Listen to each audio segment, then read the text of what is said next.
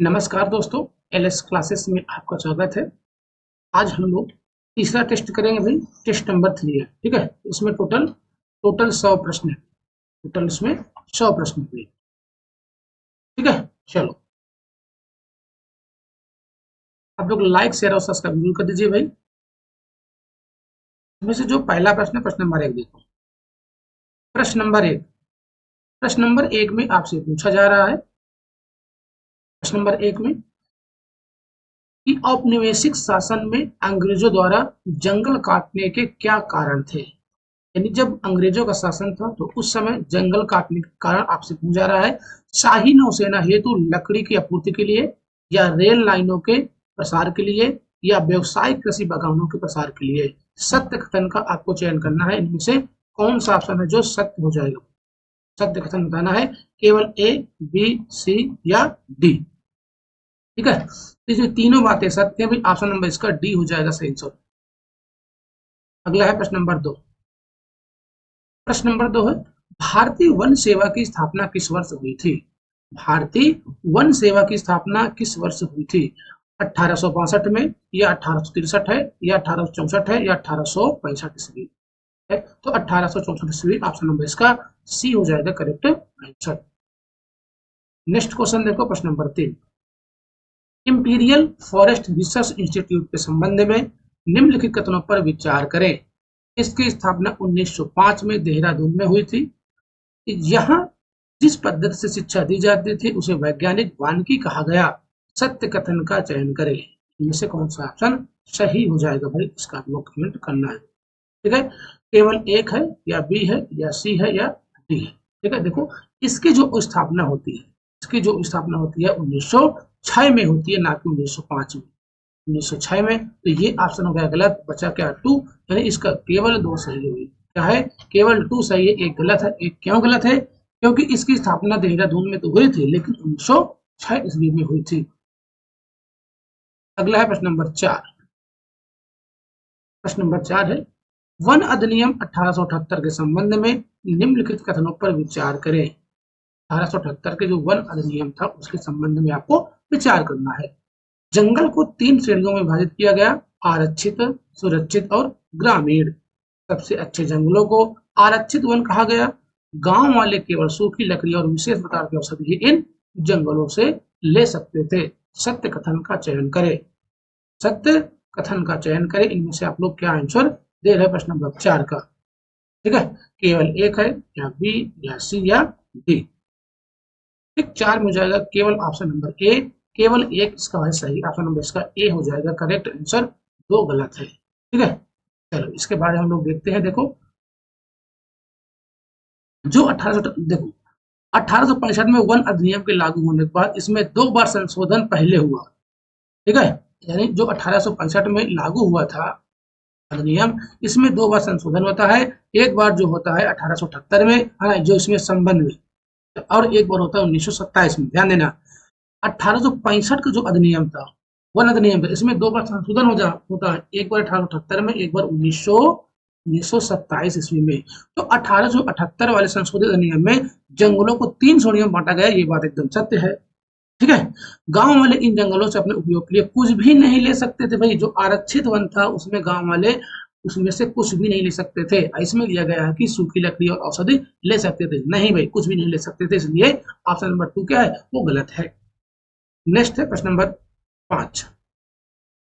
प्रश्न नंबर 5 देखो, झूम के खेती नाम एवं संबंधित क्षेत्र का सही मिलान करें। जो झूम की खेती है वो अन्य देशों में अलग अलग नाम से जानी जाती है। जैसे कि ये हमारे देश में झूम खेती या स्थानांतरित खेती कहते हैं ना, तो पूर्वोत्तर राज्य है वहां पर की जाती है।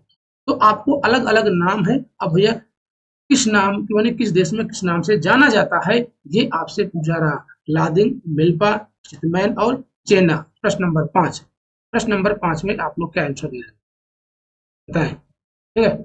ए, बी, सी या डी, ठीक है। तो लादिंग जो है वो लादिंग है दक्षिण पूर्व एशिया, दक्षिण पूर्व एशिया हो जाएगा।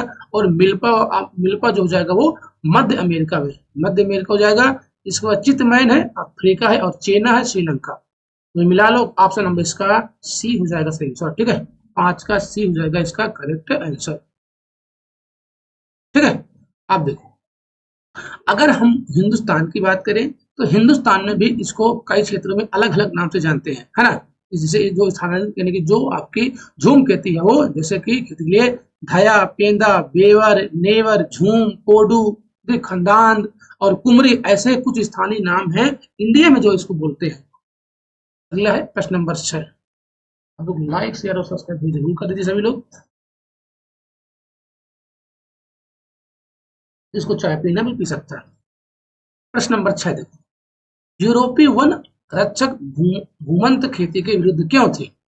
यूरोपीय वन रक्षक घूमंत खेती यानी कि जो स्थानांतरित खेती है उसके विरुद्ध क्यों थे, ये आपसे पूछा गया है। घूमंत खेती कहे चाहे स्थानांतरित खेती कहे चाहे झूम खेती कहे, घूमंत खेती वाली जमीन इमारती लकड़ी के उत्पादन के लिए प्रतिकूल हो जाती थी।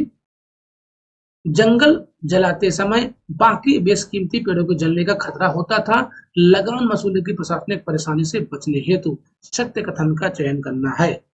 सत्य कथन का चयन करना है। इनमें से क्या हो जाएगा सही आंसर? आखिर यूरोपीय वन जो रक्षक थे वो स्थानांतरित खेती के विरुद्ध क्यों थे? ये तीनों कारण थे भैया। ऑप्शन नंबर यहाँ पर जाएगा डी आंसर। ठीक है, ये तीनों कारण थे उनके विरुद्ध होने का। देखो बात, जो घूमंत खेती वाली जमीन इमारती लकड़ी के लिए बिल्कुल बिल्कुल बात सही है भाई। और जंगल जला, अगर जब उसको खेती करना था तो उसको साफ करते थे, उसको जला देते थे, जो बाकी और पेड़ पौधे थे वो जल जाते थे, है ना। और लगान वसूली की प्रशासनिक प्रशंसा से भी बचने हेतु। तो ऑप्शन नंबर इसका डी हो जाएगा करेक्ट आंसर। नेक्स्ट क्वेश्चन को हम चलते हैं। प्रश्न नंबर अगला है,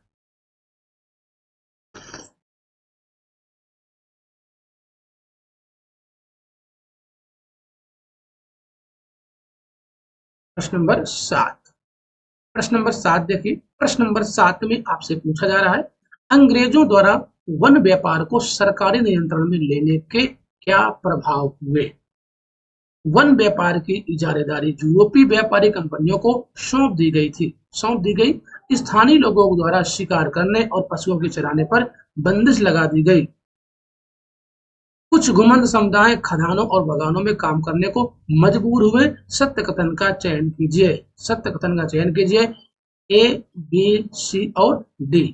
प्रश्न नंबर 7, इनमें ये सारी बातें सत्य हैं। ऑप्शन नंबर इसका डी हो जाएगा सही आंसर। क्या हो जाएगा भाई? डी हो जाएगा इसका करेक्ट आंसर। ठीक है, जिन्होंने आंसर सी डी दिया है डी वाले सभी करेक्ट आंसर हो जाएंगे। हम चलते हैं नेक्स्ट क्वेश्चन की ओर। प्रश्न नंबर 8। ठीक है, प्रश्न नंबर 8 देखो। प्रश्न नंबर 8 में आपसे पूछा गया है कि देवसारी या मान किसे कहा जाता था? देवसारी या मान किसे कहा जाता था?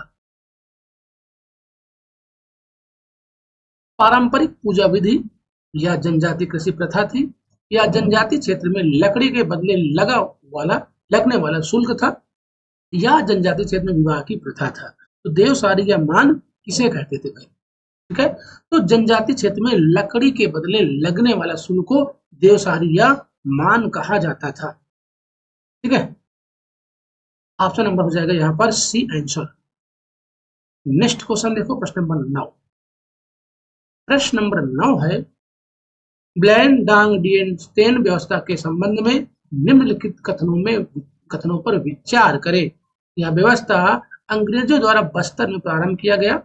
इसमें गांव वाले की लगान मुक्त के बदले लकड़ी ढोने के लिए मुफ्त में भैंसे उपलब्ध कराएंगे। सत्य कथन का चयन करें। सत्य कथन का आपको चयन करना है, ए, बी, सी या डी। ठीक है, तो 9 का हो जाएगा केवल बी। केवल भैया बी सही है, इसका ए गलत है।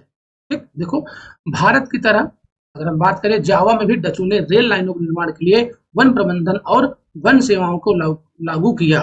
ध्यान देना इसको भाई। पेड़ काटने, लट्ठों को ढोने और स्लीपर तैयार करने के लिए श्रम की आवश्यकता थी, है ना। डचों ने पहले तो जंगलों में खेती की जमीनों पर लगान लगा दिया और बाद में कुछ गांव इस शर्त पर इसे मुक्त कर दिया गया कि वे सामूहिक रूप से पेड़ काटने या लकड़ी ढोने के लिए भैंसे उपलब्ध कराने का काम मुक्त करेंगे। इस व्यवस्था को ब्लैंडांग डिएंस्टेन कहा जाता है भाई। ध्यान देना, इसका ऑप्शन नंबर सिर्फ 2 सही है। ठीक है, इसका ऑप्शन नंबर सिर्फ 2 सही है। नेक्स्ट ये जो प्रश्न है ये क्लास 9 के चैप्टर नंबर 4 में है। चैप्टर नंबर 4 और पेज 94 में ये जो सारे है ना, ये जो सारे प्रश्न भाई एनसीईआरटी बेस्ड है, पूरे एनसीईआरटी बेस्ड है। पूरे में आपको चैप्टर नंबर, पेज और ये किस चैप्टर का, किस क्लास का, ये सब भी इसमें मेंशन है। ठीक, प्रश्न नंबर 10 देखो, सरना, देवराकुडु, कान, राय इत्यादि क्या है? शरणा, देवराकुडु, कान और राय क्या है? झूम तिथि के प्रकार है, या जनजाति द्वारा शिकार की पद्धति है, या जनजाति लोगों के लिए पवित्र बगीचा है, या पशु बलि का प्रकार है? इनमें से आप लोग क्या आंसर दे रहे हो? ठीक है, तो जनजाति लोगों के लिए पवित्र बगीचा है जो सरना है, देवराकुडु है, कान राय, ये ऑप्शन नंबर इसका सी है करेक्ट आंसर। अगला है नेक्स्ट क्वेश्चन देखो,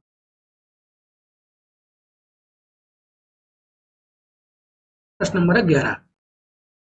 प्रश्न नंबर 11 है, चरवाहा समुदाय है, इधर संबंधित तथ्य, गोल्ला समुदाय, कुरमा समुदाय, राइका और धंगर इधर भेड़ बकरियां पालते थे, गाय भैंस पालते थे, राजस्थान से संबंधित और महाराष्ट्र से संबंधित, तो इनमें से आप लोग क्या आंसर दे रहे हो?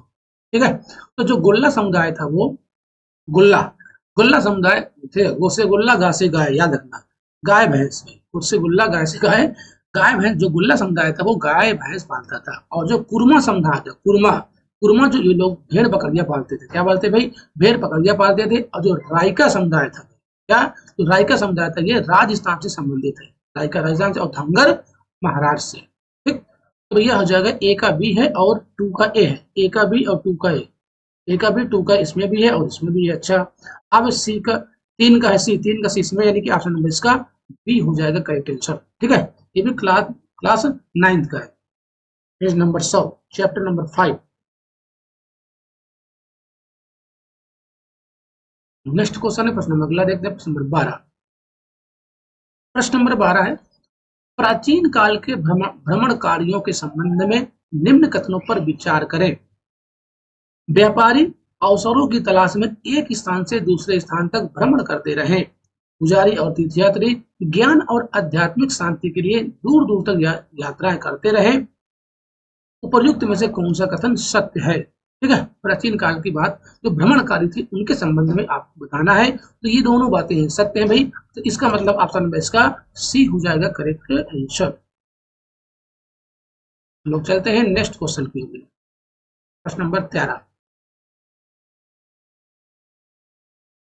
प्रश्न नंबर 13 है, प्राचीन काल में विभिन्न यात्रियों के माध्यम से क्या क्या विभिन्न क्षेत्रों के मध्य आदान प्रदान नहीं होता था? मूल्य व मान्यताएं, हुनर, विचार, आविष्कार, कीटाणु और बीमारियां, ए बी सी और डी। प्रश्न नंबर 13 का फटाक से ये सही आंसर दीजिए। ठीक है, इसमें क्या क्या आदान प्रदान नहीं होता था ये पूछा गया है, तो कोई नहीं, इनमें से कोई नहीं, ऑप्शन नंबर इसका डी हो जाएगा सही आंसर। ठीक है, तो ये सभी आदान प्रदान होते थे, इनमें से कोई नहीं हो जाएगा ऑप्शन। देखो, प्राचीन काल के जो भ्रमणकारियों के संबंध में, ठीक है, प्रश्न नंबर 13, कोई दिक्कत परेशानी? हाँ, प्राचीन काल से यात्री जो व्यापारी, पुजारी, तीर्थयात्री ज्ञान, अवसर और आध्यात्मिक शांति के लिए या उत्पीड़न के लिए, जीवन से बचने के लिए दूर दूर की यात्राएं भी करते थे, तो उसका ऑप्शन नंबर हो जाएगा भैया वो डी आंसर। ठीक है, सभी आदान प्रदान होते थे, इनमें से कोई नहीं हो जाएगा सही आंसर। नेक्स्ट है प्रश्न नंबर 14, जहां पर डाउट हो वहां पूछ लेना। पश्चिमी तट के क्षेत्र में पाई गई शताब्दी के बाद, 9वीं शताब्दी के बाद स्मृति शिला जो गोवा संग्रहालय में सुरक्षित है, में किसके महत्व का पता चलता है? जो स्मृति शिला है जो कि गोवा संग्रहालय में सुरक्षित है, जो कि 9वीं शताब्दी की है, इसका महत्व का पता चलता है? ज्ञान और विज्ञान का, समुद्री व्यापार का, हुनर का, या इनमें से कोई नहीं। प्रश्न नंबर 14। ठीक है, स्मृति शिला जो कि है समुद्री व्यापार के महत्व का पता चलता है, ऑप्शन नंबर इसका बी हो जाएगा करेक्ट आंसर। ठीक है, ये भी ध्यान देना है, जो स्मृति शिला है वो गोवा के संग्रहालय में सुरक्षित है अभी भी। नेक्स्ट है प्रश्न नंबर 15। प्रश्न नंबर 15 है, सिल्क मार्ग के संबंध में निम्न कथनों पर विचार करें। ये सिल्क मार्ग हर एग्जाम में ज्यादातर आता है। सिल्क मार्ग, सिल्क मार्ग केवल जमीनी भूभाग से ही गुजरता था। अच्छा, क्या सिल्क मार्ग केवल जमीनी से गुजरता था? यह मार्ग केवल चीन को एशिया के भूभाग को जोड़ता था। यह मार्ग लगभग 15वीं शताब्दी के तक अस्तित्व में था। सोना चांदी जैसे कीमतें धातुओं के इसी मार्ग से एशिया से यूरोप की ओर पहुंचती थी। उपर्युक्त में से कौन से कथन सत्य है? प्रश्न नंबर 15। ठीक है, ए, बी, सी और डी बताएं। इसका सिर्फ ऑप्शन नंबर भैया 3 सही है, केवल एक, यानी कि ऑप्शन नंबर इसका ए हो जाएगा सही आंसर। ठीक है, केवल 3 सही है। ठीक है, देखो इसके बारे में हम लोग चर्चा करते हैं भाई, केवल 3 सही है इसका, जो कि ऑप्शन नंबर ए में सिर्फ दिया गया है। देखो सिल्क मार्ग जो अस्तित्व था वो 15 शताब्दी तक अस्तित्व में था, यह बात एकदम सत्य है। इस मार्ग से पश्चिम की ओर भेजे जाने वाले चीनी रेशम का काफी महत्व था। चीनी रेशम, ठीक है, रेशम का भाई काफी महत्व था। समुद्र या जमीन से गुजरने वाले मिश्र यानी कि समुद्र से गुजरता था और यह जमीन से भी गुजरता था। यह मार्ग एक दूसरे से जोड़ने का कार्य करते थे, बल्कि एशिया को यूरोप और उत्तरी अफ्रीका से भी जोड़ते थे ये। ठीक है, उत्तरी अफ्रीका से भी ये जोड़ते थे, ये बात भी ध्यान देना। बोले ओके भैया।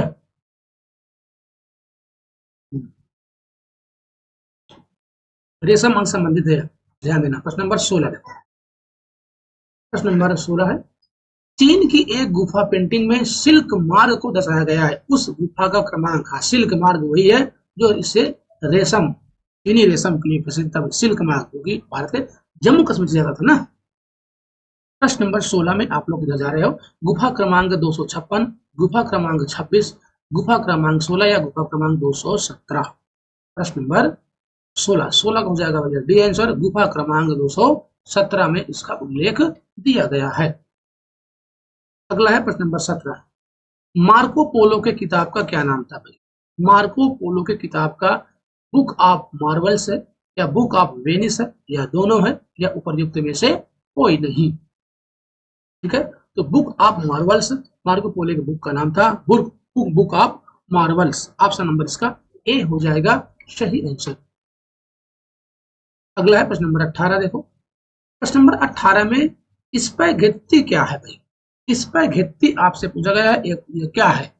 एक प्रकार का मापक यंत्र है, एक प्रकार की खाद्य सामग्री है, एक प्रकार का मादक पदार्थ है, या एक प्रकार का नृत्य है। ठीक है, तो स्पैघेट्टी जो है वो एक प्रकार का खाद्य सामग्री है।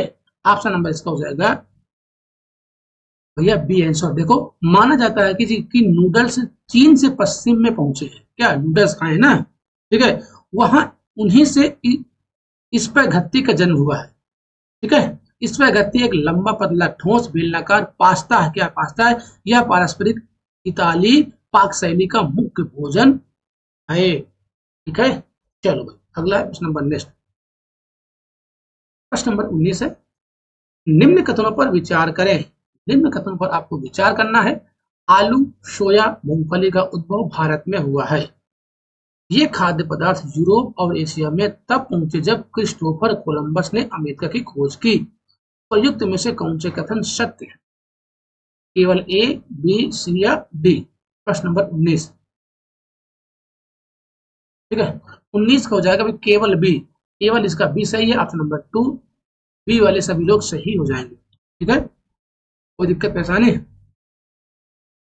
चल देखो, आलू, सोया, मूंगफली, मक्का, टमाटर, मिर्च, शकरकंद और ऐसे ही बहुत सारे खाद्य पदार्थ लगभग 500 वर्ष पहले हमारे पूर्वजों ने भारत के संदर्भ में के पास नहीं थे। ये भारत में नहीं हुआ है खोज। ठीक है, क्योंकि इन खाद्य पदार्थों का उद्भव भारत में नहीं हुआ है। ये खाद्य पदार्थ यूरोप एवं एशिया में तब पहुंचे जब क्रिस्टोफर कोलंबस ने अमेरिका की खोज की थी। ये बात एकदम सत्य है। ठीक है, ये खाद्य पदार्थ अमेरिका के मूल निवासी यानी अमेरिका इंडियनों के से हमारे पास आए हैं। ठीक है, यहाँ अमेरिका का मतलब है उत्तरी अमेरिका, ठीक है, दक्षिणी अमेरिका और कैरिबियन द्वीप समूह सभी से मतलब है। यहाँ नजर की बात कर रहा हूँ, तो ऑप्शन नंबर इसका बी केवल सही है, ए नहीं है, ध्यान देना ये बात। प्रश्न नंबर है 20, 16वीं सदी के संदर्भ में निम्न कथनों पर विचार करें। 16वीं सदी के संदर्भ में निम्न कथनों पर विचार करना है। 16वीं सदी के मध्य तक आते आते पुर्तगाली और स्पेनिश सेनाओं ने अमेरिका को उपनिवेश बनाना शुरू कर दिया था। यूरोपीय सेनाओं ने पुर्तगाली या स्पेनिश अपनी सैन्य ताकत के बल पर अमेरिका के विभिन्न क्षेत्रों को जीता था।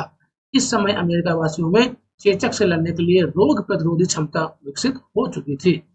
तो ये इनमें से कौन सा कथन असत्य है, आपको बताना है इनमें से कौन सा कथन है जो जो कि असत्य है भैया। आप ठीक है, ए, बी, सी या डी।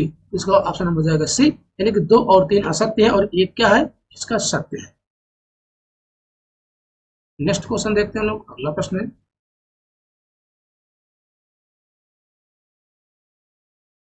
प्रश्न नंबर है 21। प्रश्न नंबर 21 है, 19वीं शताब्दी में अर्थशास्त्रियों ने अंतरराष्ट्रीय आर्थिक विनिमय में 3 तरह की गतियों या प्रवाहों का उल्लेख किया है। ये व्यापार, पूंजी, भूमि।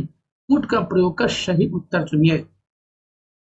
ठीक है, गतियों प्रवाहों का उल्लेख, तो भैया व्यापार और पूंजी है लेकिन भूमि नहीं है, इसका मतलब ऑप्शन नंबर इसका बी हो जाएगा सही आंसर। ठीक है, व्यापार और पूंजी लेकिन भूमि का उपयोग नहीं किया गया है उल्लेख। ठीक है, चलो चलो चाहे इसके बारे में हम लोग व्याख्या देख लेते हैं भाई। देखो, जो व्यापार है 19वीं सदी में मुख्य रूप से वस्तुओं जैसे कि कपड़ा या गेहूं आदि के व्यापार तक ही सीमित था, है ना।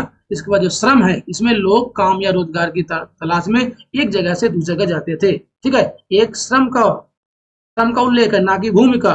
व्यापार, पूंजी और श्रम का उल्लेख है ना कि भूमि का, ये बात ध्यान देना भाई। अगला है प्रश्न नंबर नेक्स्ट, प्रश्न नंबर 22 है, औपनिवेशिक सरकार ने किस वर्ष अपराधी जनजाति अधिनियम पारित किया? 1868 है, 70, 71 और 1873 ईस्वी में। ठीक है, तो 1871 ईस्वी में पारित किया गया था औपनिवेशिक सरकार के द्वारा अपराधी जनजाति अधिनियम। अगला प्रश्न है प्रश्न नंबर 23। नंबर 23 है, चरवाही टैक्स के संबंध में निम्नलिखित कथनों पर विचार करें। चरवाहों से चारागाहों में चरने वाले प्रत्येक जानवर पर टैक्स वसूला जाता था। प्रारंभ में अंग्रेज स्वयं ही अपने कारिंदों से टैक्स वसूलते थे, मगर बाद में यह काम ठेकेदारों के माध्यम से किया जाने लगा। किसी चारागाह में दाखिल होने के पहले चरवाहों को पास दिखाकर टैक्स अदा करना पड़ता था। सत्य कथन का चयन करें। सत्य कथन का चयन करें, इनमें से हो क्या हो जाएगा सही आंसर। ठीक है, तो इसका 1 और 3 सही है, 2 गलत है। तो 1 और 3 किसमें है, ऑप्शन नंबर इसका ए हो जाएगा 30 का करेक्ट आंसर। ठीक है, नेक्स्ट है प्रश्न नंबर अगला, प्रश्न नंबर 24। चरवाही टैक्स के क्या प्रभाव हुए हैं? चरवाही टैक्स के प्रभाव, चारागाहों का स्तर गिरने लगा और जानवर बड़ी संख्या में मरने लगे। सत्य कथन का चयन करें में। ठीक, तो ये दोनों बातें क्या है, सत्य है। इसका ऑप्शन नंबर सी हो जाएगा सही आंसर।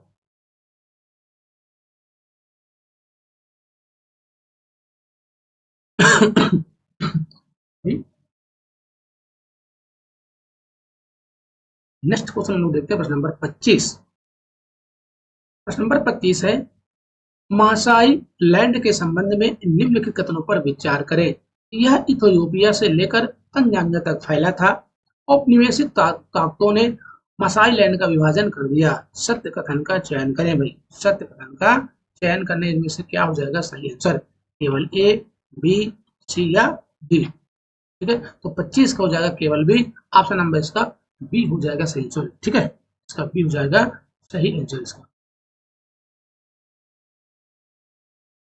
चलो अगला है प्रश्न नंबर नेक्स्ट, प्रश्न नंबर 26 है, औपनिवेशिक शासन तथा मसाइयों के संबंध में निम्नलिखित कथनों पर विचार करें। औपनिवेशिक सत्ता के हस्तक्षेप के कारण वरिष्ठ जनों और योद्धाओं की परंपरागत उम्र आधारित संस्था पूरी तरह से समाप्त हो गई। अमीर और गरीब चारागाहों के बीच भेदभाव बढ़ गया। सत्य कथन का चयन करें। प्रश्न नंबर 26। ठीक है, प्रश्न नंबर 26 में हो जाएगा ऑप्शन नंबर बी। इसका केवल 2 सही है, 1 इसका गलत हो जाएगा। ओके भैया, सॉरी। देखो, अगर हम इनके बारे में चर्चा करें मसाइयों, ठीक है, मसाइयों के मामलों की देखभाल करने के लिए अंग्रेज सरकार ने कई ऐसे फैसले लिए जिनसे आने वाले सालों में बहुत गहरे असर पड़े। उन्होंने कई मसाइयां उपसमूहों के मुखिया तय कर दिए और अपने कबीले के सारे मामलों की जिम्मेदारी उन्हीं सैनिक मुखियों को सौंप दी। इसके बाद उन्होंने हमलों और लड़ाइयों पर पाबंदी लगा दी। इस तरह वरिष्ठ जनों और योद्धाओं दोनों की परंपरागत सत्ता कमजोर हो गई। क्या हो गई? कमजोर हो गई, ना कि पूरी तरह समाप्त हुई थी। ठीक है, चलो अगला है प्रश्न नंबर नेक्स्ट।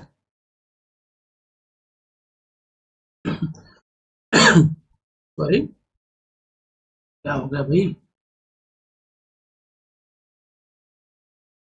प्रश्न नंबर 27, राष्ट्रवाद की पहली स्पष्ट अभिव्यक्ति फ्रांस की क्रांति को क्यों माना जाता है? ठीक है, प्रभुसत्ता राजतंत्र से निकलकर फ्रांसीसी नागरिकों के समूह में हस्तांतरित हो गई। अच्छा, बात तो एकदम सही है भाई।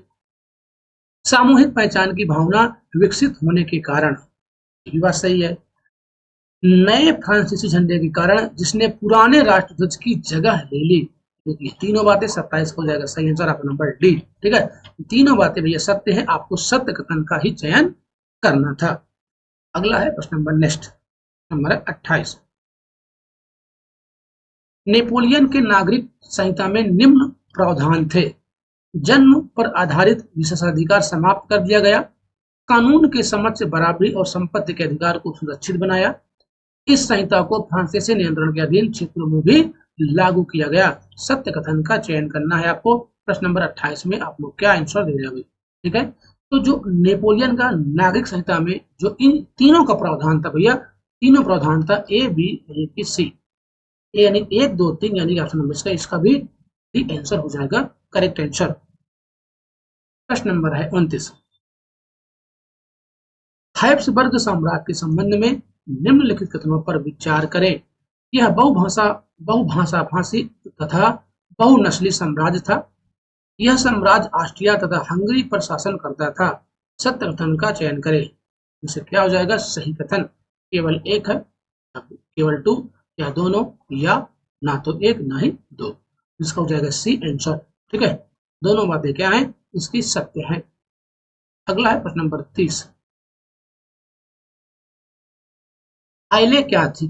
आपसे पूछा रहा कि आइले क्या थी। आइले एक किताब थी, या कपड़ा नापने का पैमाना था, या नेपोलियन द्वारा जीता गया आखिरी शहर है, या व्यापारिक संघ है। आइले क्या थी इसका फटाक से आप लोग आंसर दीजिए। नंबर 30। ठीक है, आइला क्या था? कपड़ा नापने वाला एक पैमाना था। ऑप्शन नंबर इसका बी हो जाएगा करेक्ट आंसर। नेक्स्ट है प्रश्न नंबर 31, 1815 के बाद यूरोप में पुनः स्थापित रूढ़िवादी व्यवस्था की निम्नलिखित विशेषताएं थी। राजतंत्र, चर्च, सामाजिक ऊंच नीच को बनाए रखना, निजी संपत्ति को राज्य के अधीन लाना। सत्य कूट का चयन करें। प्रश्न नंबर 31। ठीक है, तो ए बी सी या डी रूढ़िवादी व्यवस्था की निम्न विशेषताएं थी। देखो इसमें ऑप्शन नंबर भैया 4 नहीं होगा। निजी संपत्ति को राज्य के अधीन लाना, अगर निजी संपत्ति जो भैया किसी व्यक्ति के पास थी और राज्य के अधीन लाते हैं तो रूढ़िवादी सत्ता कैसे हो सकती थी, है ना? विशेषता रूढ़िवादी की नहीं है, तो 4 तो भैया यहाँ पर गलत है, 4 तो गलत है। ठीक है, तो बचे क्या 1 2 3 आप। ठीक है, 1 2 3 सही है। ऑप्शन नंबर इसका ए हो जाएगा करेक्ट आंसर। नेक्स्ट प्रश्न नंबर 32, जिउसेप्पी मैत्सिनी के संबंध में निम्नलिखित कथनों पर विचार करें। वह कार्बोनारी के गुप्त संगठन का सदस्य था। उसने 2 और भूमिगत संगठनों की स्थापना की। पहला था बर्न में यंग इटली और दूसरा मोरसोई में यंग यूरोप। सत्य कथन का चयन करें। प्रश्न नंबर 32। ठीक है, केवल एक है, बी सी या डी। तो सही आंसर हो जाएगा ऑप्शन नंबर ए, इसका केवल एक सही है। ठीक है, देखो इटली का जो क्रांतिकारी जिउसेप्पी मैत्सिनी का जन्म जो होता है वो 1807 में, इसका जन्म जो होता है 1807 में होता है, जेनाओ में हुआ था, और वह कार्बोनरी के गुप्त संगठन का सदस्य बन गया। 24 साल की युवावस्था में लिगुरिया में क्रांति करने के लिए उसे बहिष्कृत कर दिया गया। तत्पश्चात उसने 2 भूमिगत संगठनों की स्थापना की। पहला था मुर्सोई में यंग इटली और दूसरा बर्न में यंग यूरोप। ठीक है, कोई दिक्कत परेशान है? ठीक, जो दूसरा था भाई, पहला मोरसोई में यंग इटली था, यानी इसका उल्टा दे दिया। देखो इसका ये उल्टा दे दिया है। ठीक है, इसको उल्टा दे दिया, इसलिए ये टू क्या हो जाएगा गलत हो जाएगा यहाँ पर। प्रश्न नंबर 33, मेटरनिख ने किसे हमारी सामाजिक व्यवस्था का सबसे खतरनाक दुश्मन बताया? मेटरनिख ने किसे हमारी सामाजिक व्यवस्था का सबसे खतरनाक दुश्मन बताया था? ठीक है, ये हो जाएगा ज्यूसेपी मेत्सेनी, ऑप्शन नंबर इसका बी है करेक्ट आंसर। प्रश्न नंबर 33 का बी आंसर। अगला है प्रश्न नंबर 34। 34 में यूनान ऑटोमान साम्राज्य से कब स्वतंत्र हुआ? जो यूनान है वो ऑटोमान साम्राज्य से कब स्वतंत्र हुआ? 1821 में, 1824 में, या 1831 है, या 1832? ठीक है, तो 1832 ईस्वी में स्वतंत्र हुआ था यूनान ऑटोमान साम्राज्य से। नेक्स्ट है प्रश्न नंबर 35। रूमानीवाद के संबंध में निम्नलिखित कथनों पर विचार करें। रूमानी कलाकारों और कवियों ने तर्क वितर्क और विज्ञान के महिमा मंडन की आलोचना की। वो एक साझा सामूहिक विरासत की अनुभूति और एक साझा सांस्कृतिक अतीत को राष्ट्र का आधार बनाना चाहते थे। सत्य कथन का चयन करें, प्रश्न नंबर 35। ठीक है, नंबर 35 में ये दोनों बातें क्या है? सत्य है, तो ऑप्शन नंबर इसका सी हो जाएगा करेक्ट आंसर। प्रश्न नंबर है 36। पोलैंड में रूस के विरुद्ध राष्ट्रवादी भावना का मुख्य स्रोत क्या था? पोलैंड में रूस के विरुद्ध राष्ट्रवादी भावना का मुख्य स्रोत क्या था? नस्लवादी श्रेष्ठता, या पोलिसी संस्कृति या भाषा, या पोलिस अतीत के गौरवशाली गाथा? तो ये क्या था? भाषा यानी लैंग्वेज। ऑप्शन नंबर इसका सी हो जाएगा करेक्ट आंसर प्रश्न नंबर 36 का। ठीक है भैया, चलो अगला है प्रश्न नंबर 37।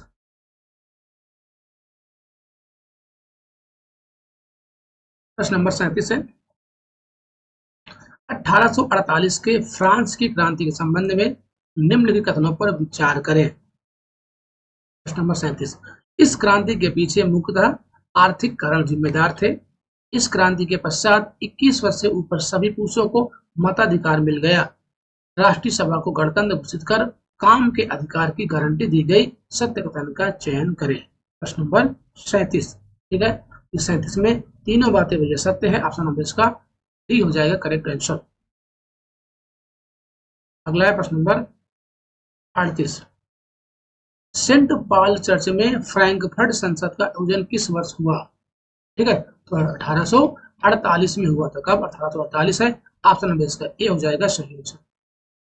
नंबर 39 देखो, जर्मनी के एकीकरण के संबंध में निम्नलिखित कथनों पर विचार करें। ऑटोमान बिस्मार्क ने ऑस्ट्रिया की सेना और नौकरशाही की मदद से जर्मनी को एकीकृत किया।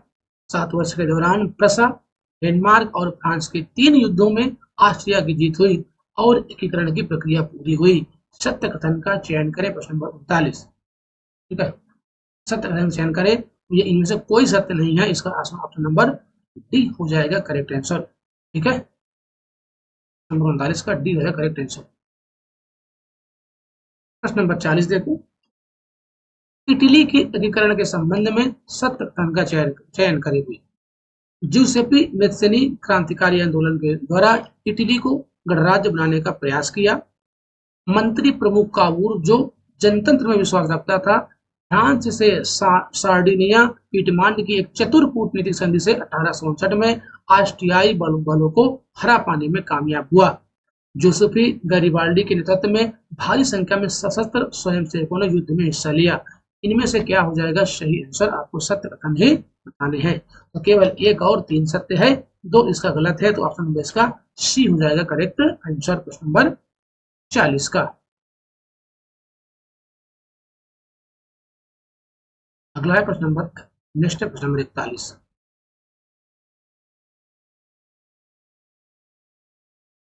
प्रश्न नंबर 41 देखो, आयरलैंड को ब्रिटेन में कब सम्मिलित किया गया? आयरलैंड को ब्रिटेन में कब सम्मिलित किया गया? 1707 में, या 1798, या 1688, या 1801 ईस्वी में?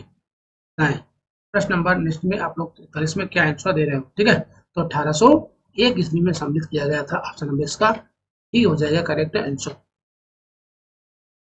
अगला प्रश्न नंबर 42। प्रथम विश्व युद्ध ने भारतीय समाज पर क्या प्रभाव डाला?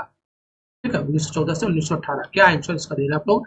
करों में वृद्धि, करों में टैक्स में वृद्धि की गई। खाद्य पदार्थों का भारी अभाव पैदा हो गया। सिपाहियों को जबरन भर्ती किया गया। सत्य कथन का चयन करें। प्रश्न नंबर 42। ठीक है, ये तीनों बातें क्या है भैया? सत्य हैं। ऑप्शन नंबर इसका डी हो जाएगा करेक्ट आंसर। नेक्स्ट है प्रश्न नंबर 43। रॉलेट एक्ट के संबंध में असत्य कथन का चयन करें। रॉलेट एक्ट के संबंध में आपको असत्य कथन का चयन करना है। भारतीय सदस्यों के भारी विरोध के बावजूद इस कानून को ब्रिटिश संसद ने बहुत जल्दबाजी में पारित कर दिया। अच्छा, गांधी जी ने 1919 में प्रस्तावित रॉलेट एक्ट के खिलाफ एक राष्ट्रव्यापी सत्याग्रह आंदोलन चलाने का फैसला लिया। राजनीतिक कैदियों को 2 साल तक बिना मुकदमा चलाए जेल में बंद रखने का अधिकार मिल गया था। जनता द्वारा रैली और हड़ताल इस कानून का विरोध किया गया। तो इनमें से क्या हो जाएगा असत्य कथन। प्रश्न नंबर 43 तो ऑप्शन नंबर इसका ए हो जाएगा। ऑप्शन नंबर इसका ए है भैया गलत। ठीक है, ठीक, इस कानून को बिना वकील बिना दलील कानून भी कहा जाता था। इस एक्ट यानी कि शक के आधार पर भी व्यक्ति को गिरफ्तार कर लिया जाता था इस कानून के अंतर्गत। ठीक है, अगला है प्रश्न नंबर नेक्स्ट। 1919 में खिलाफत समिति का गठन कहाँ किया गया। खिलाफत समिति का गठन कोलकाता, मुंबई, लखनऊ या पटना, बताएं। 44 पूछा जाएगा भाई। ऑप्शन नंबर बी बम्बई में किया गया। कहां पर, बम्बई में किया गया था। ठीक, देखो पहले विश्व युद्ध में ऑटोमान तुर्की की हार हो चुकी थी। इस आशय की अफवाह फैली हुई थी कि इस्लामिक विश्व के आध्यात्मिक नेता खलीफा यानी जो खलीफा है ऑटोमान साम्राज्य पर एक बहुत सख्त शांति। ठीक है, देखो इसमें हुआ क्या था खिलाफत में बता दूं। पहले विश्व युद्ध में ऑटोमान तुर्की की हार हो चुकी थी। इस आशा की अफवाहों फैली हुई थी कि इस्लामिक विश्व के आध्यात्मिक नेता यानी जो खलीफा कहे जाते थे ऑटोमान साम्राज्य पर एक बहुत सख्त संधि थोपी जाएगी।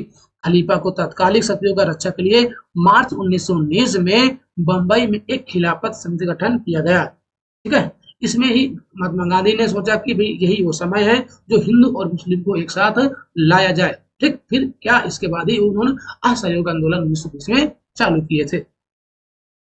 प्रश्न नंबर है 45। महात्मा गांधी की पुस्तक हिंद स्वराज किस वर्ष लिखी गई। हिंद स्वराज है वो किस वर्ष लिखी गई, तो 1919 ईस्वी में। कब, 1919 ईस्वी में लिखी गई थी। ऑप्शन नंबर इसका ए हो जाएगा करेक्ट आंसर। प्रश्न नंबर 46।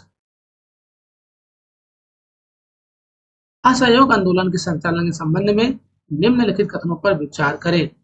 आंदोलन की शुरुआत शहरी मध्य वर्ग ने की है। अच्छा, चलो भाई देखते हैं आगे। सभी पार्टियों ने परिषद चुनावों का बहिष्कार किया था। भारतीय खादी कपड़ों के महंगे होने के कारण गरीबों द्वारा विदेशी कपड़ों का बहिष्कार लंबे समय तक नहीं किया गया। ठीक है, प्रश्न नंबर 46। तो 46 में ऑप्शन नंबर इसका ए और 3 सही है। ए और 3 सही है। आपको सत्य बताना था, यानी कि ऑप्शन नंबर इसका सी हो जाएगा सही आंसर। इसका 2 गलत है। सभी पार्टियों ने परिषद चुनाव का बहिष्कार नहीं किया था, ये बात ध्यान देना भाई।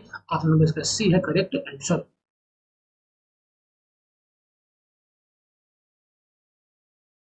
प्रश्न नंबर है 47। अवध किसान सभा के गठन से संबंधित निम्नलिखित कथनों पर विचार करें। अवध किसान सभा के गठन से संबंधित आपको विचार करना है। इसका गठन अक्टूबर 1920 में हुआ किया गया। जवाहरलाल नेहरू, बाबा रामचंद्र एवं कुछ अन्य लोगों के नेतृत्व में इसका गठन हुआ। असहयोग आंदोलन के समय कांग्रेस नेताओं ने अवध किसान संघर्ष को इस आंदोलन में शामिल करने का प्रयास किया गया। सत्य कथन का चयन करना है आपको। ठीक है, ये तीनों बातें क्या है भाई, सत्य हैं। तो इसका मतलब ऑप्शन नंबर इसका डी हो जाएगा करेक्ट आंसर।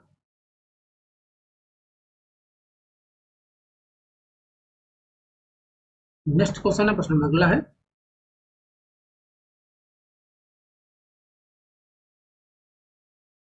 प्रश्न नंबर 48। प्रश्न नंबर 48 है, गुडेम विद्रोह के संबंध में निम्नलिखित कथनों पर विचार करें। यह विद्रोह कर्नाटक के गुडेम पहाड़ियों में 1920 में प्रारंभ हुआ। यह एक प्रकार का गुरिल्ला आंदोलन था जिसका नेतृत्व अल्लूरी सीताराम राजू ने किया। राजू महात्मा गांधी की महानता के गुण गाते थे। सत्य कथन का चयन करें। सत्य कथन का चयन करें, इनमें से क्या हो जाएगा सही आंसर। ठीक है, इसका हमें ऑप्शन नंबर 2 और 3 सही है। 2 3 किसमें है, ऑप्शन नंबर इसका बी हो जाएगा करेक्ट आंसर। ठीक, क्योंकि ये आंध्र प्रदेश में हुआ था, ना कि कर्नाटक में। कहाँ हुआ था भाई, ये आंध्र प्रदेश में शुरू हुआ था, ना कि कर्नाटक में। इसलिए ऑप्शन नंबर 1 इसका गलत हो जाएगा। गुडेम पहाड़ियां आंध्र प्रदेश में भैया। अगला प्रश्न नंबर 49। स्वराज पार्टी के संबंध में असत्य कथन का चयन करें। स्वराज पार्टी के संबंध में आपको असत्य कथन का चयन करना है। ठीक। असहयोग आंदोलन के पश्चात राजनीति में सक्रिय होने के लिए कुछ कांग्रेस नेताओं ने कांग्रेस से पृथक एक अलग स्वराज पार्टी का गठन किया। सी आर दास और मोतीलाल नेहरू स्वराज पार्टी के महत्वपूर्ण नेता थे जो परिषद राजनीति में वापस लौटना चाहते थे। वे 1919 के गवर्नमेंट ऑफ इंडिया के एक्ट के तहत गठित की गई प्रांतीय परिषदों को चुनाव में हिस्सा लेना चाहते थे। स्वराज पार्टी का लक्ष्य परिषदों में रहते हुए ब्रिटिश नीतियों का विरोध करना था। ठीक है, तो ए यानी कि ए इसका हो जाएगा गलत, क्योंकि वो कांग्रेस से अलग नहीं थे, कांग्रेस की यानी एक ही वो मानते थे। ओके, तो दिक्कत परेशानी, हाँ, वो अपने आप को कांग्रेस से अलग नहीं मानते थे, बात पे ध्यान देना। ऑप्शन नंबर इसका ए क्या है, गलत है। प्रश्न नंबर है 50। साइमन कमीशन के बारे में निम्नलिखित कथनों पर विचार करें। ब्रिटेन की लिबरल सरकार ने सर जॉन साइमन के नेतृत्व में एक वैधानिक आयोग का गठन किया गया। इसका मुख्य उद्देश्य भारत में संवैधानिक व्यवस्था की कार्यशैली का अध्ययन करना था और उसके बारे में सुझाव देने थे। भारत में इसके विरोध को देखते हुए वायसराय इरविन ने भारत के लिए डोमिनियन स्टेट्स का ऐलान किया। ठीक है, सत्य कथन का चयन आपको करना। प्रश्न नंबर 50। प्रश्न नंबर 50 में ऑप्शन नंबर हो जाएगा भैया इसका 2 और 3 सही है, यानी कि इसका एक गलत हो जाएगा। ठीक है, चलो भाई, ब्रिटेन की नई टोरी सरकार ने, ठीक ना कि लिबरल सरकार ने नहीं किया, ब्रिटेन की नई टोरी सरकार ने सर जॉन साइमन के नेतृत्व में एक वैधानिक आयोग का गठन किया गया था, लिबरल सरकार के द्वारा नहीं। कोई दिक्कत परेशानी यहाँ तक किसी को? अगला प्रश्न नंबर 51। प्रश्न नंबर 51 है, सविनय अवज्ञा आंदोलन को वापस लेते हुए गांधी जी ने इरविन के साथ कब समझौते पर हस्ताक्षर किया, कब किया? ठीक है, तो 5 मार्च 1931 ईस्वी। ऑप्शन नंबर इसका बी है करेक्ट आंसर। नेक्स्ट क्वेश्चन है प्रश्न नंबर 52। भाड़ा विरोधी आंदोलन के बारे में निम्नलिखित कथनों पर विचार करें। यह आंदोलन छोटे किसानों द्वारा जो जमींदारों से पट्टे पर जमीन लेकर खेती कर रहे थे, जमींदारों को भाड़ा चुकाने से माफी के लिए प्रारंभ किए गए इस आंदोलन का नेतृत्व समाजवादियों और कम्युनिस्टों ने किया था। कांग्रेस ने खुलकर भाड़ा विरोधी आंदोलन का समर्थन किया। सत्य कथन का चयन आपको करना है। प्रश्न नंबर 52। प्रश्न नंबर 52 में इसका ऑप्शन नंबर ए और बी हो जाएगा सही आंसर, 3 गलत है, तो ऑप्शन नंबर इसका ए हो जाएगा करेक्ट आंसर। ठीक है, ठीक, जो आंदोलन का ये समर्थन कांग्रेस हिचकिचाती थी भाई, ठीक है, खुलकर इनका समर्थन नहीं दिया था कांग्रेस ने, इसलिए 3 क्या है, गलत है।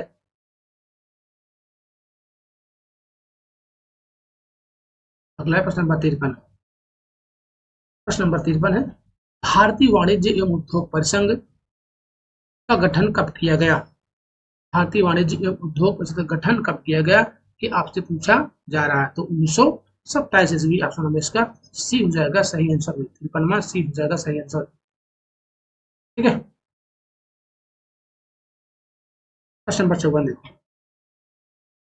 राष्ट्रीय आंदोलन में महिलाओं की भागीदारी से संबंधित निम्नलिखित कथनों पर विचार करें। गांधी जी के आह्वान के बाद राष्ट्रीय आंदोलन में महिलाओं की भागीदारी बढ़ी। गांधी जी का मानना था कि घर चलाना, चूल्हा चौका संभालना, अच्छी माँ व अच्छी पत्नी की भूमिकाओं का निर्वाह करना ही औरत का एक असली कर्तव्य है। कांग्रेस ने औरतों को महत्वपूर्ण जगह देने में हिचकिचाती थी। असत्य कथन का चयन करना है आपको। ठीक है, असत्य कथन का चयन करना है, तो 54 हो जाएगा इसका डी आंसर, क्या है उपरोक्त में से कोई नहीं। नेक्स्ट है प्रश्न नंबर 55। डॉक्टर अंबेडकर ने किस वर्ष दलितों के लिए दमित दलित वर्ग एसोसिएशन का गठन किया गया? डॉक्टर अंबेडकर के द्वारा 27 में, 29 में, 30 में या 1931 में? ठीक है, तो 1930 में इसका गठन किया गया था अंबेडकर जी के द्वारा। अगला है प्रश्न नंबर 56। सन्यासिनी रूपी भारत माता के विख्यात छवि को सर्वप्रथम किसने चित्रित किया? रविन्द्रनाथ टैगोर ने, या अवनींद्रनाथ टैगोर, या बंकिम चंद्र चट्टोपाध्याय, या अवनीश चंद्र घोष? प्रश्न नंबर 56। ठीक है, प्रश्न नंबर 56 का हो जाएगा option number B, Abanindranath Tagore. अगला है प्रश्न नंबर 57। उपनिवेश काल में भारतीय झंडे के संबंध में निम्नलिखित कथनों पर विचार करें। बंगाल में स्वदेशी आंदोलन के दौरान तिरंगा झंडा में हरा, पीला और लाल रंग थे। 1921 तक गांधी जी ने भी स्वराज का झंडा तैयार कर लिया था। यह तिरंगा सफेद, हरा और लाल था।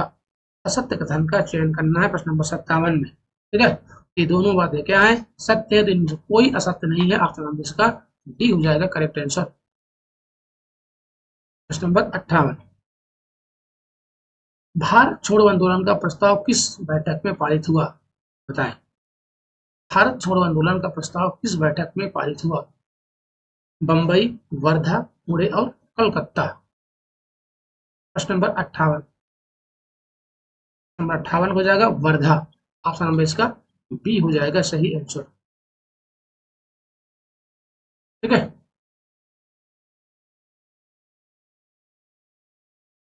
चलो। पारित 14 जुलाई 1942 का हुआ और 8 अगस्त 1942 को बंबई में अखिल भारतीय जन समिति ने इस पर प्रस्ताव का समर्थन किया था, है ना।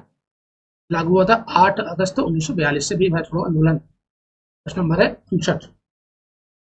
इंक्विजिशन क्या थी? एक रोमन कैथोलिक संस्था थी, या एक प्रोटेस्टेंट संस्था, या चर्च के लिए एक कर वसूलने वाली संस्था, या राजद्रोही को सजा देने वाली संस्था। प्रश्न नंबर 59। ठीक है, ये थी एक रोमन कैथोलिक संस्था। ऑप्शन नंबर इसका ए हो जाएगा करेक्ट आंसर। अगला है प्रश्न नंबर नेक्स्ट हम लोग देखते हैं। प्रश्न नंबर 60। प्रश्न नंबर 60 है, छापाखाना प्रगति का सबसे ताकतवर औजार है। इससे बन रही जनमत की आंधी में निरंकुशवाद उड़ जाएगा, यह किसने कहा था? ठीक है, इसका कथन ये हो जाएगा भैया लुई सेबेस्टियन मर्सिये का कथन है। ऑप्शन नंबर इसका सी है करेक्ट आंसर। नेक्स्ट है प्रश्न नंबर 61। कालक्रम का निर्धारण करें। प्रेस का निर्माण धातु से होने लगा, या बेलनाकार प्रेस का आविष्कार, ऑफसेट प्रेस का निर्माण, या बिजली से चलने वाले प्रेस का निर्माण। इसका आप लोग क्या आंसर दे रहे हो प्रश्न नंबर 61 में? ठीक है, अब देखो बिजली चलने वाले, भाई बिजली तो बाद में आई होगी, यानी 4 तो सबसे बाद में होगा। अब ये ऑप्शन होगा या तो ये ऑप्शन होगा। ठीक है, तो इसका हो जाएगा भाई 61 का ऑप्शन नंबर ए। पहले सीरियल से ही लगे हुए 1 2 3 4, यानी ऑप्शन नंबर इसका ए हो जाएगा करेक्ट आंसर। प्रश्न नंबर है 62। तुलसीदास की 16वीं सदी की किताब रामचरितमानस का पहला मुद्रित संस्करण किस वर्ष प्रकाशित हुआ? 1800 में, या 1805 में, या 1808 में, या 1810 में? ठीक है, 1810 में पहला संस्करण पारित हुआ था या प्रकाशित हुआ था।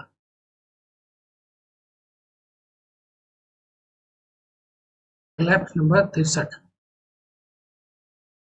स्त्री धर्म विचार नामक पुस्तक किसने लिखी? स्त्री धर्म विचार नामक पुस्तक किसने लिखी? राम चड्ढा ने, ताराबाई शिंदे, या कैलाश वासनी देवी, या ऋतुध्वज। प्रश्न नंबर 63 में आप लोग क्या आंसर ये दे रहे हो? 63 हो जाएगा राम चड्ढा के द्वारा स्त्री धर्म विचार नामक पुस्तक जो राम चड्ढा ने लिखी थी। अगला प्रश्न नंबर 64। मेसोपोटामिया की लेखन कला में के संबंध में निम्नलिखित कथनों पर विचार करें।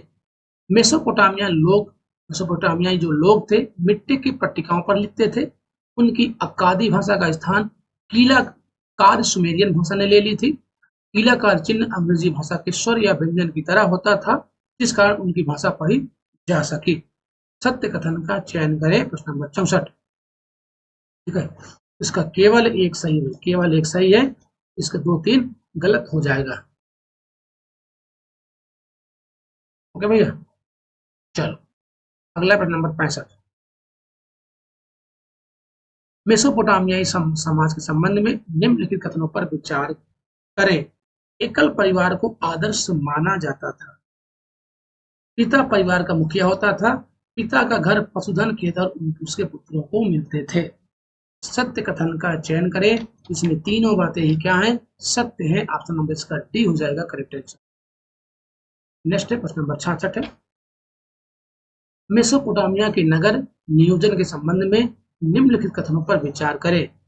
मेसोपोटामिया में नगर नियोजन पद्धति सुदृढ़ थी, यानी कि अच्छी थी। मोहनजोदड़ो की तरह ही जल निकासी के लिए व्यवस्था की गई थी।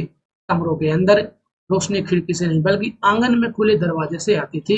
असत्य कथन का चयन करें, इनमें से कौन सा असत्य कथन है? ठीक है, 66 का हो जाएगा ऑप्शन नंबर इसका ए आंसर, यानी एक और दो असत्य है, तीन क्या है? सत्य है। एक और दो इसका असत्य हो जाएगा, ए आंसर हो जाएगा इसका आंसर।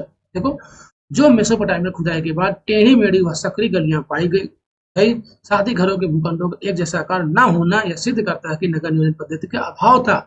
यहाँ पर नगर नियोजन पद्धति था उसका अभाव पाया गया है।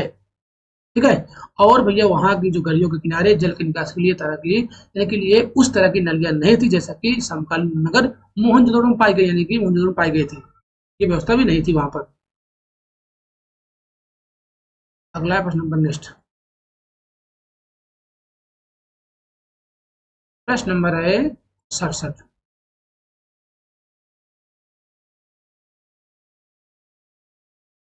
रोमन समाज के बारे में निम्नलिखित पर विचार करें। बताएं, रोमन समाज के बारे में निम्नलिखित पर आपको विचार करें। एकल परिवार का चलन था। अच्छा, एकल परिवार का चलन सही था। हाँ, बात एकदम सही लग रही भाई। पिता, अरे भाई, पिता की संपत्ति पर पुत्री का मुख्य उत्तराधिकार रहता था। तो वो पति पत्नी को अलग अलग दो वित्तीय हस्तियां माना जाता था। सत्य कथन का चयन करें। प्रश्न नंबर 67। ठीक है, ये सभी बातें क्या है? इसमें सत्य है। ऑप्शन नंबर इसका डी हो जाएगा करेक्ट आंसर। अगला प्रश्न, प्रश्न नंबर 68। रोमन अर्थव्यवस्था के बारे में निम्नलिखित कथनों पर विचार करें। जैतून का तेल निर्यात होने वाली प्रमुख वस्तु थी। ठीक है, बिल्कुल बात सत्य है। इटली की सोने और चांदी खदानों में जल शक्ति से खुदाई की जाती थी। नहीं भैया, उस समय सुगठित वाणिज्यिक और बैंकिंग व्यवस्था का संचालन होता था। ये भी बात सत्य है। तो एक और तीन इसमें सत्य है, एक तीन इसमें ऑप्शन नंबर इसका बी हो जाएगा सही आंसर। ठीक है, बी हो जाएगा सही आंसर इसका। ठीक, देखो, भूमध्य सागर के आसपास पानी की शक्ति का तरह तरह से इस्तेमाल किया जाता था। इस काल में जल शक्ति से मिले चलाने चलाने के लिए प्रौद्योगिकी में खासी प्रगति हो गई थी। ठीक है, स्पेन की सोने और चांदी की खानों में जल शक्ति से खुदाई की जाती है। स्पेन की, ना कि इटली से। पर यहाँ पर अगर स्पेन होता तो वो बात हो जाती सत्य। यहाँ पर इटली इसलिए वो गलत हो गया।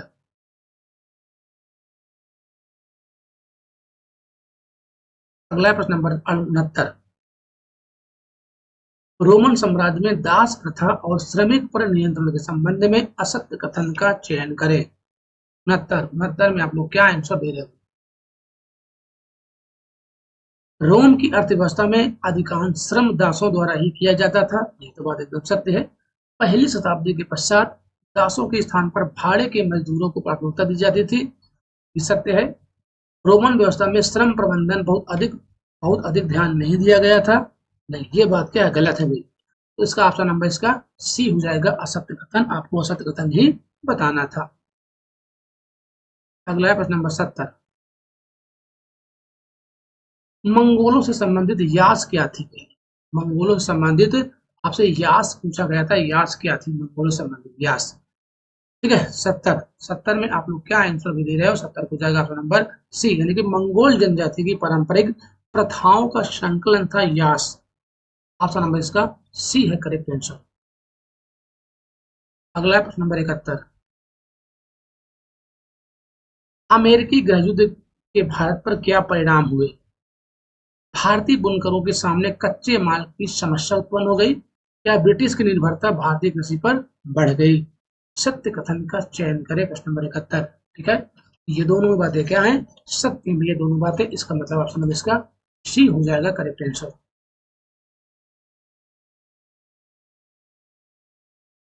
नेक्स्ट क्वेश्चन है प्रश्न नंबर अगला है प्रश्न नंबर 72। 72 में गिरमिटिया मजदूरों को सबसे ज्यादा कहाँ भेजा जाता था? गिरमिटिया मजदूरों को सबसे ज्यादा कहाँ भेजा जाता था?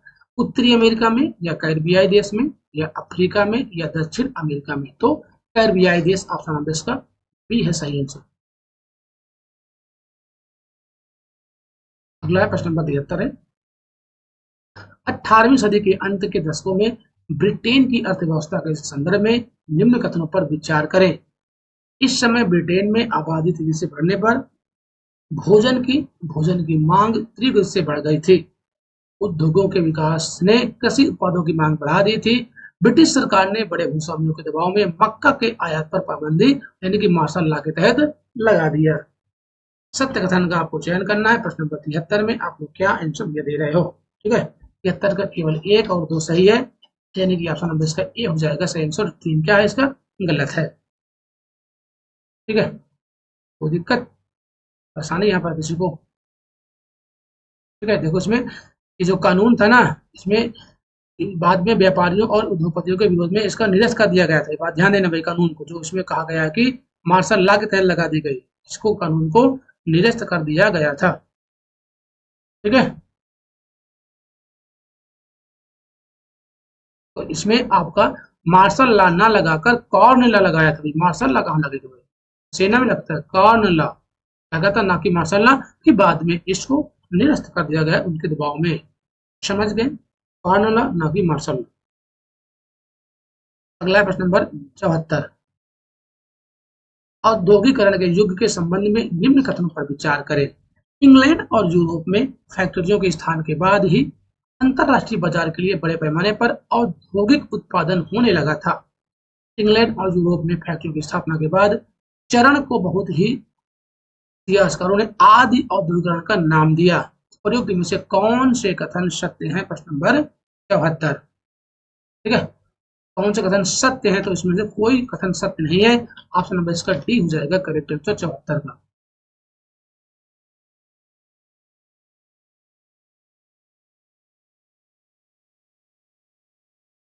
ठीक है, कोई दिक्कत परेशानी? प्रश्न नंबर देखो 75। औद्योगिकरण के युग में यूरोप में गिल्ड क्या था? बताएं। औद्योगिकरण के युग में यूरोप में गिल्ड क्या था? गिल्ड था वो क्या था? प्रश्न नंबर 75। ठीक है, तो उत्पादों का एक संगठन था। ऑप्शन नंबर इसका ए हो जाएगा सही आंसर। 75 का ए है करेक्ट आंसर। अगला है प्रश्न नंबर 76। निम्न कथनों पर विचार करें। निम्न कथनों पर विचार करें। सूती उद्योग और रेल निर्माण उद्योग ब्रिटेन के सबसे फलते फूलते उद्योग थे 1840 के दशक में। ब्रिटेन का कपास उद्योग 1840 दशक तक औद्योगिकरण के पहले चरण में सबसे बड़ा उद्योग बन चुका था। उपर्युक्त में से कौन सा कथन सत्य है? प्रश्न नंबर 76। ठीक है, इसका केवल भैया टू सत्य है। ऑप्शन नंबर इसका एक क्या है? गलत हो जाएगा प्रश्न नंबर 76 का।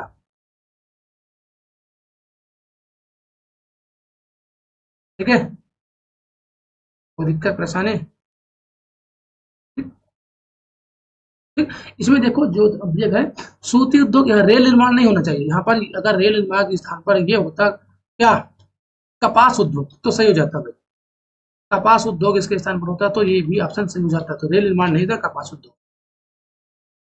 अगला प्रश्न नंबर नेक्स्ट।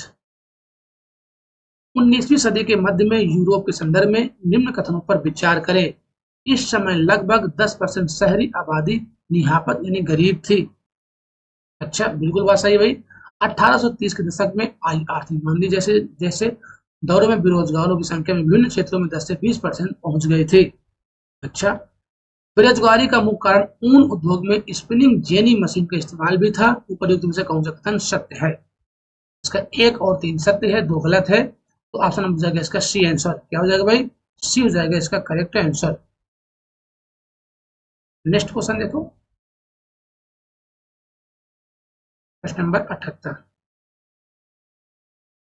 उपनिवेश औद्योगिकरण के अंतर्गत भारतीय व्यापार के संदर्भ में निम्न कथनों पर विचार करें। भारत के पश्चिमी तट पर स्थित सूरत बंदरगाह से भारत खाड़ी एवं लाल सागर बंदरगाह से जुड़ा हुआ था, जहां से भारत द्वारा निर्यात पश्चिमोत्तर क्षेत्र में होता था। भारत के पूर्वी तट पर मछलीपट्टनम और बंगाल में हुगली के माध्यम से भारत दक्षिण पूर्व एशियाई बंदरगाह से जुड़ा हुआ था। उपर्युक्त में से कौन से कथन सत्य है? प्रश्न नंबर 78। ठीक है, नंबर 78 का हो जाएगा भाई, दोनों बातें क्या है? सत्य है। ऑप्शन नंबर इसका सी हो जाएगा करेक्ट आंसर। ठीक है, चलो भाई लोग देखते हैं भाई। जब मैं 77 में आपको क्या है, हाँ 1 और 3 सही था, ठीक है, डाउट हो गया था मुझे, 1 और 3 है, चलो इसमें है दोनों गलती। अगला प्रश्न नंबर 79, पूर्ण स्वराज की मांग को कांग्रेस ने औपचारिक रूप से किस अधिवेशन में मान लिया? कलकत्ता, लाहौर, पुणे और मुंबई, बताएं। ठीक है, तो कौन 1919 का अधिनियम? लाहौर अधिवेशन में, ऑप्शन नंबर इसका बी हो जाएगा सही आंसर, ठीक है, बी है। अगर ये इसके अध्यक्षता में, जवाहरलाल नेहरू की अध्यक्षता में, अध्यक्ष कौन थे? जवाहरलाल नेहरू इसके अध्यक्ष थे, ठीक है।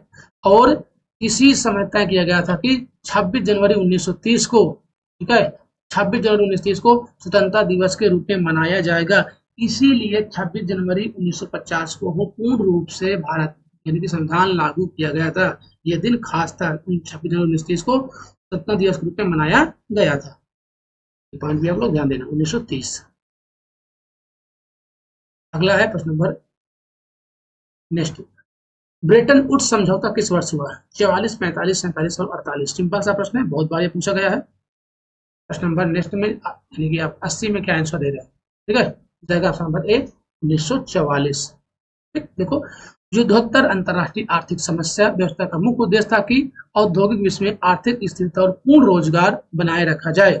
इस फ्रेमवर्क जुलाई 1944 में अमेरिका स्थित न्यू हैम्पशर के ब्रिटेन वुड्स नामक स्थान पर संयुक्त राष्ट्र मौद्रिक और वित्तीय सम्मेलन से में सहमत बनी थी। अगला है प्रश्न नंबर 81, वैश्विक अच्छे लिंग समानता और समानता के लिए गठबंधन के संदर्भ में निम्नलिखित कथनों पर विचार करें। इसे भारत ने लॉन्च किया है। अच्छा, बिल्कुल बात भाई सही है। गठबंधन वैश्विक सर्वोत्तम प्रथाओं को अपनाने, ज्ञान साझा करने और महिलाओं की स्वास्थ्य, शिक्षा और उद्योगों में निवेश करने पर जोर देता है। ये भी बात सत्य है। विश्व आर्थिक मंच गठबंधन का नेटवर्क भागीदार है, ये भी बात सत्य है। यानी कि इसका ऑप्शन नंबर 3 हो जाएगा सही आंसर प्रश्न नंबर 81 का।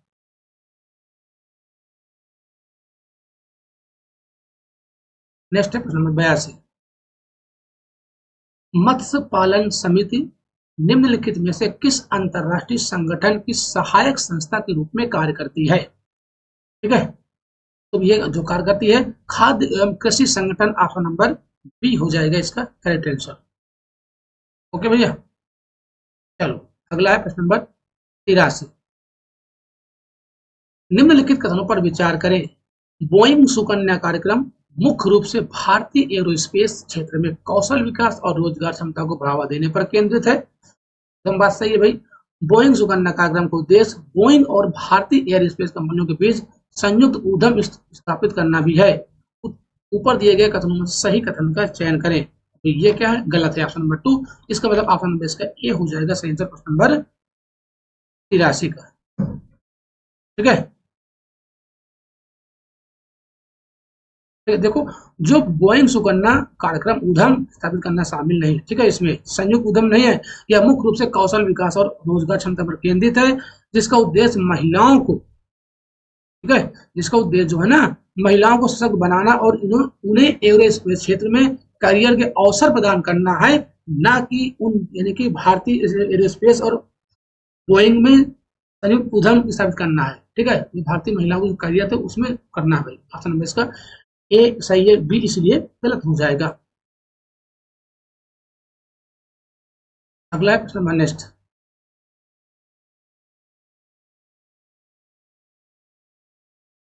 प्रश्न नंबर है 84। नंबर 84 को ध्यान पढ़िए और इसका सही आंसर दीजिएगा। मंदिर वास्तुकला की नागर शैली के संदर्भ में निम्नलिखित कथनों पर विचार करें। ठीक है, नागर शैली, नागर शैली के बारे में, स्तरों में उभरता हुआ घुमावदार शिखर नागर शैली की अन्य भारतीय स्थापत्य शैलियों से अलग करता है। ठीक है, बिल्कुल बात सही है।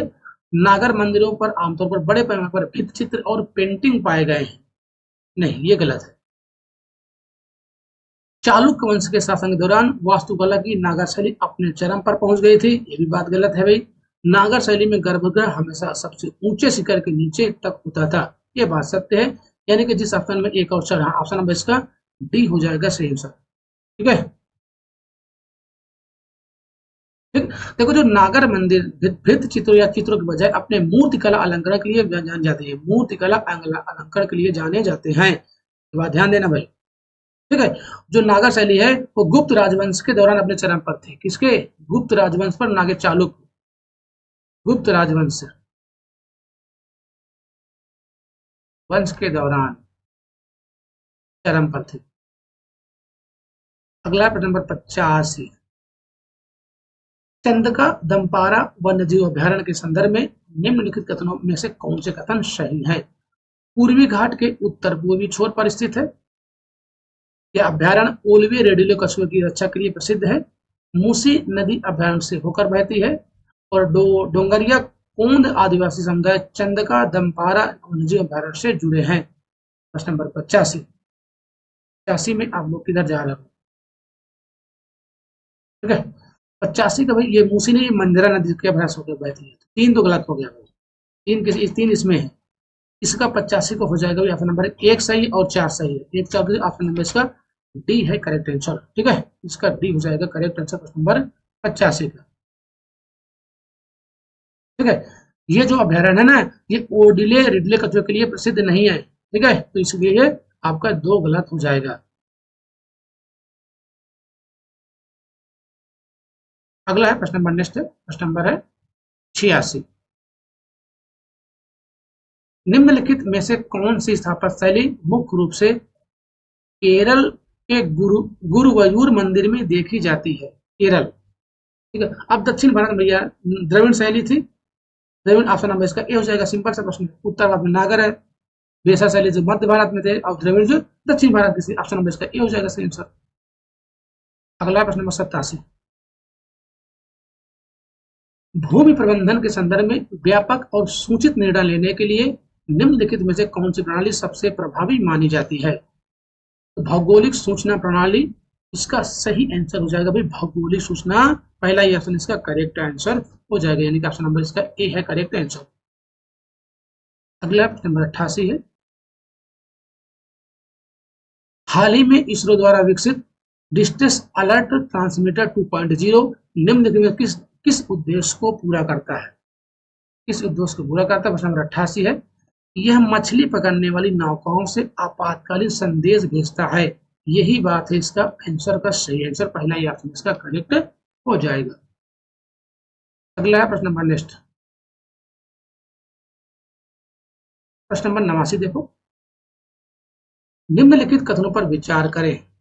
चौथी औद्योगिक क्रांति कृत्रिम बुद्धिमत्ता AI, robotics, internet of things और बड़े डेटा जैसी उन्नत प्रौद्योगिकी के एकीकरण के माध्यम से पारंपरिक उद्योगों को चल रहा परिवर्तन है। विश्व बैंक द्वारा चौथी औद्योगिक क्रांति की स्थापना की गई। ऊपर दिए गए कथनों का सही कथन मुझे चाहिए, इसमें से आप लोग क्या आंसर दे रहे हो? ठीक है, इसकी स्थापना विश्व बैंक ना देकर ये विश्व आर्थिक मंच ने भी किया था। विश्व आर्थिक मंच ने किया इसकी स्थापना, विश्व आर्थिक मंच के द्वारा। दो तो गलत है, दो जहां पर होगा वो गलत हो जाएगा। इसका ऑप्शन नंबर केवल 1 सही है। क्या हो जाएगा भाई? केवल 1 सही है, यानी कि ए हो जाएगा 89 का सही आंसर। अगला प्रश्न नंबर 90, नंबर 90 है, निम्नलिखित कथनों पर विचार करें। तमिलनाडु, तेलंगाना और आंध्र प्रदेश के कई क्षेत्रों में पिछले दशक में पूर्वोत्तर मानसून की बारिश में 10% से अधिक वृद्धि हुई है। उत्तरी पूर्वी मानसून के महीनों के दौरान बंगाल की खाड़ी में कम दबाव वाली प्रणालियां और अवदाब अधिक बार बनते देखा है, इसीलिए तो ज्यादा हुई है। तो इसका सही ऑप्शन हो जाएगा ऑप्शन नंबर ए, लेकिन दोनों बातें इसकी सत्य है और जो ये कथन 2 है वो कथन ए का सही व्याख्या भी कर रहा है। अगला है प्रश्न नंबर 91 है। प्रश्न नंबर 91 देखो, भारत और फ्रांस के संदर्भों में निम्नलिखित में से कौन सा कथन सही है? मालाबार भारतीय नौसेना और फ्रांसीसी नौसेना के बीच प्रमुख द्विपक्षीय नौसेना अभ्यास है। ठीक है, नहीं ये बात गलत है भाई। वैश्विक स्तर पर सौर ऊर्जा के विकास और तैनाती को बढ़ावा देने के लिए 2015 में भारत और फ्रांस द्वारा संयुक्त रूप से अंतरराष्ट्रीय सौर संगठन को शुरू किया गया था। सही बात है, दोनों देशों ने अवैध, असूचित और अनियमित मछली पकड़ने में सहयोग किया, ये भी बात सत्य है। यानी कि 2 और 3 इसका सही है, 2 और 3 ऑप्शन नंबर है इसका बी में। ठीक है, देखो जो मालाबार अभ्यास भारत, जापान और संयुक्त राज्य अमेरिका और ऑस्ट्रेलिया की नौसेना में शामिल है। इसमें 4 देश, भारत, भारत है, जापान है, ऑस्ट्रेलिया है और संयुक्त राज्य अमेरिका है। यानी कि 4 देश जो है इस नौसेना अभ्यास है वो भारत, जापान, ऑस्ट्रेलिया और अमेरिका का। ठीक है। नंबर है 92, वाहन निकास से निकलने वाली निम्न में से कौन से मुख्य रूप से जमीनी स्तर पर ओजोन और धुंधों के निर्माण योगदान देती है? ठीक है। इसका है नाइट्रोजन ऑक्साइड N2O। N2O हो जाएगा सही आंसर, ऑप्शन नंबर इसका बी हो जाएगा करेक्ट आंसर। अगला है प्रश्न नंबर, अगला लोग देखते हैं प्रश्न नंबर नेक्स्ट है प्रश्न नंबर 93। निम्नलिखित में से किस कारण से गिद्ध को पर्यावरणीय स्वास्थ्य के लिए एक संकेतक प्रजाति माना जाता है? वे ध्वनि प्रदूषण के प्रति संवेदनशील हैं। अच्छा, वे पानी की गुणवत्ता के लिए जैव संकेतक के स्रोत में नहीं, ये दोनों बात गलत है। उनकी उपस्थिति एवं संतुलित खाद्य जाल का प्रतीक है। वेरी वेरी इंपॉर्टेंट है, ऑप्शन नंबर सी है, बहुत इंपॉर्टेंट प्रश्न भैया। ठीक है। अच्छा, हो जाएगा ऑप्शन नंबर इसका सी आंसर। क्या हो जाएगा भाई? सी हो जाएगा इसका सही आंसर। अगला है प्रश्न नंबर 94। निम्नलिखित कथनों पर विचार करें। यह सिंधु नदी के बाएं किनारे की सहायक नदी है। यह पूरी तरह से भारत के लद्दाख में बहती है। डोडा और लिंगती चू लुंगनाक नदी इसकी 2 सहायक नदियां हैं। निम्नलिखित में से किस नदी का वर्णन ऊपर किया गया है? ठीक है, तो ये भैया जास्कर नदी का, ऑप्शन नंबर इसका ए हो जाएगा करेक्ट आंसर। अगला है प्रश्न नंबर 95। संसद सदस्य स्थानीय क्षेत्र विकास योजना के संदर्भ में निम्नलिखित कथनों पर विचार करें। प्रश्न नंबर 95। ठीक है। एमपी लैड योजना के तहत धनराशि का उपयोग केवल सरकार द्वारा सूचीबद्ध विशिष्ट परियोजनाओं के लिए किया जा सकता है। बस ये केवल शब्द तो गड़बड़ कर दिया, ये हो गया गलत।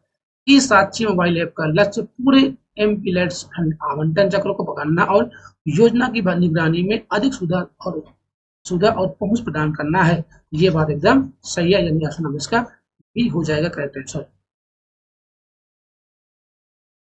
ठीक है। देखो, जो आपका एमपी लैड योजना है, योजना नीति का उपयोग सांसदों द्वारा अनुशंसित विभिन्न विकास कार्यों के लिए किया जा सकता है, केवल सरकार द्वारा सूचीबद्ध विशिष्ट नहीं। प्रश्न नंबर है 96। अगला प्रश्न नंबर 96। भारतीय प्रतिस्पर्धा आयोग के संदर्भ में निम्नलिखित कथनों पर सही कथन बताना है आपको। प्रश्न नंबर 96। ठीक है। सीसीआई का प्राथमिक उद्देश्य भारतीय बाजार में प्रतिस्पर्धा को बढ़ावा देना और उसे कायम रखना है। बिल्कुल बात सही भाई। सीसीआई में विभिन्न उद्योग निकायों के प्रतिनिधि शामिल हैं? नहीं। इसके पास जांच करने और बाजार में हेरफेर करना, सबूत इकट्ठा करने का अधिकार है। ये भी बात सत्य है, यानी कि ऑप्शन नंबर इसका सी हो जाएगा 196 का। ठीक है। चलिए अगला है प्रश्न नंबर 97। निम्नलिखित में से कौन सा अंतरराष्ट्रीय संगठन मुख्य रूप से ग्लोबल साउथ में विकास से संबंधित मुद्दों को संबोधित करने पर केंद्रित है? ठीक है, तो कौन है? संयुक्त राष्ट्र विकास यानी यूएनडीपी, संयुक्त राष्ट्र विकास कार्यक्रम, ऑप्शन नंबर इसका डी हो जाएगा सही आंसर। अगला है प्रश्न नंबर 98।